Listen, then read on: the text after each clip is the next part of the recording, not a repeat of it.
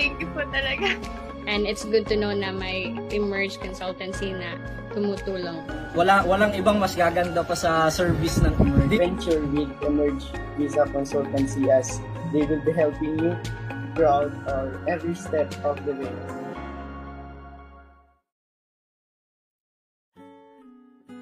I am Vanessa po from Emerge Visa Consultancy. Ayan, it's nice to meet you po.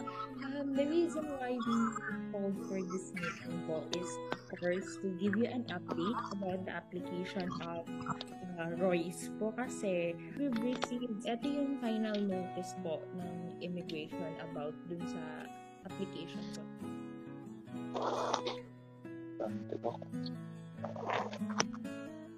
Wow! Wow, congratulations! Your visa has been granted. Finally! Wow! Naiiyak si Mommy. Congrats, Royce! Nakamove on Sige na po. tayo.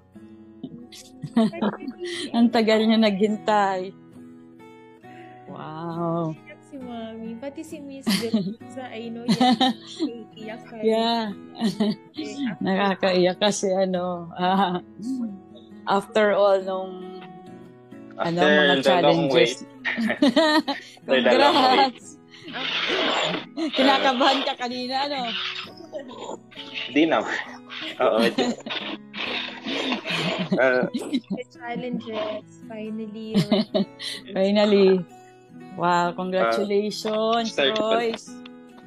Thank you po. First, syempre, thank you, Lord, sa opportunity na binigay kay Kuya Royce, and syempre sa Emerge, salamat po staff. Thank you po sa pa-accommodate po kay Kuya Royce and pag-help po sa kanya. Maraming salamat. Medyo overwhelmed pero happy naman kasi after the long wait tsaka unexpected problems, syempre hindi naman maiwasan. Ay happy naman kasi na approve din after how many months actually. Yeah. Happy na. Thankful. Yeah. Very mabilis silang mag-reply kahit may mga problems na agad-agad nila na binibigyan ng verifications.